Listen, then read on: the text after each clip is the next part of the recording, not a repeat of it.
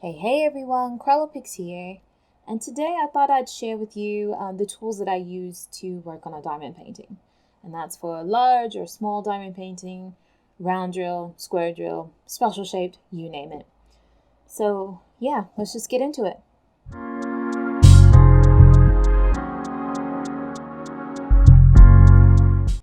First up, I'll go over the drill pins that I have here, and I've got the Pick Me Up pin.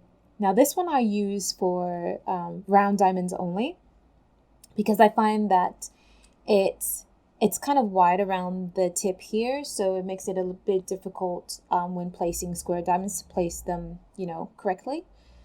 But because round diamonds, they have that space around them, it's not a problem. So I use the Pick Me Up pin by Silhouette. It used to have like this blue putty inside, but I took that out. It got dirty too quickly and I was going through it too quickly. And instead I filled it up with pink wax, because I think we all have heaps of pink wax these days. So I did that. You screw it to extrude a little bit, and then boom, you're back to picking up diamonds, no problem. It's really easy to use, it's comfortable, and yeah, I really like it. It's great for rounds. What I also use for rounds, especially for big diamond paintings, this helps it go a little bit faster, are multi-placer tips. I always go through first with a 3-placer, and it's just a normal diamond drill pin that you get in a normal kit, and it's got one of those grippies on it. This one is like the tightest fitting grippy I had received, and it's worked well. It's really good. But I use a 3-placer, put all of those down first, and then I go in with my 2-placer. Now this 2-placer is modded. I got it originally off of AliExpress, and it had a fat base at the bottom, and then a long, thin body, and then it had a flower at the other end. And it was so floppy and soft and flimsy that it was very hard to use. And I had to grip it down at the bottom, and then my hand would start cramping up, and it was no good. I got upset by it. But what I did eventually was I cut it down to size, and I had this kind of fat body ballpoint pen here.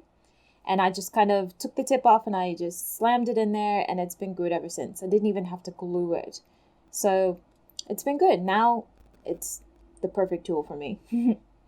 And then, of course, after I go in with the 3, and then the 2, and then I go in with the single. So that's how I work on large diamond paintings with these tools. But you can certainly do the same thing with, smaller diamond paintings.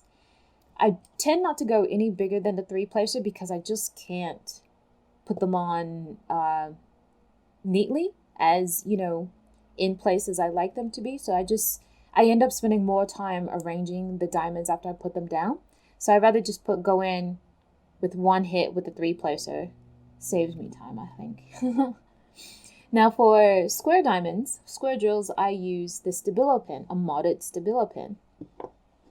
And these were all the rage a while back.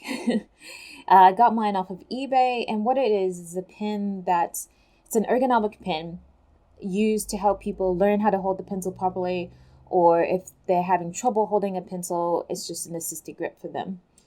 And as you can see, I have added a single placer instead. I took out the ink cartridge and added a single placer. Very easy to mod. Yeah, it was so easy. There was nothing to it. So I use that for square drills. Very easy to place, and I only use single placers for that. That's it for my drill placers. I do have tweezers here, but I do not place drills for them. What I use the tweezers for is when I'm having one of my clumsy moments, which is quite often, and I spill my drills on my canvas and it's uncovered. I use these to pick them off. That's all that's for. And if I spill my drills on the table or the canvas is covered and I spilled them, I then use my trusty plastic spoon to scoop them up and put them back in the tray. Simple as that, with a box. That's what these two are for. I have to have cleanup tools because I really am that clumsy.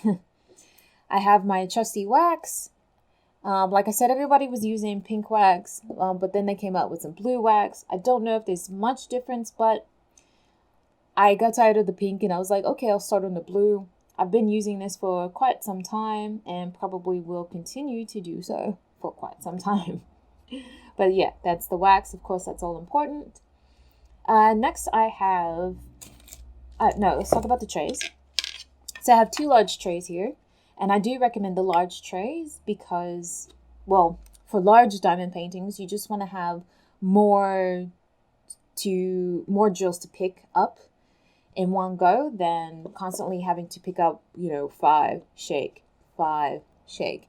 Yeah, that got on my nerves. So these big trays are awesome. I've got one with a spout, and then I've got one with this little trap door.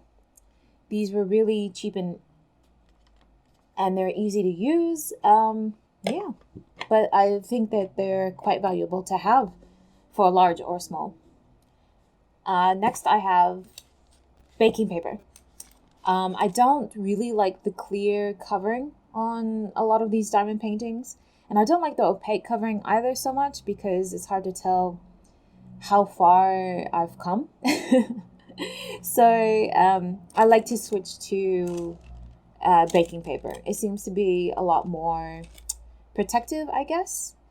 And I can just see my work area a lot better. I can see where I need to go. I can see, what I've done. So I prefer this. And what I do is I take a length that's, the shortest side of the canvas. I cut it in half and then I lay it down in 2 strips. And as I finish up one strip, I take that strip and I move it to the next side.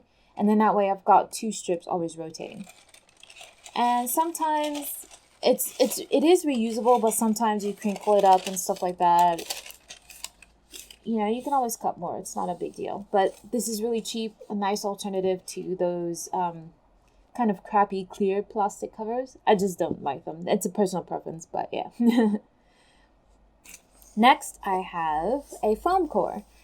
This is particularly handy for large diamond paintings, but for me now, once I started using it, I can't stop using it. You've probably received one of these if you've ordered any kind of custom diamond paintings or large diamond paintings. They tend to wrap the canvas around these. So I kept mine, and what I do is I take some painter's tape and I tape the edge of the diamond painting to this, and then I use this to roll it up.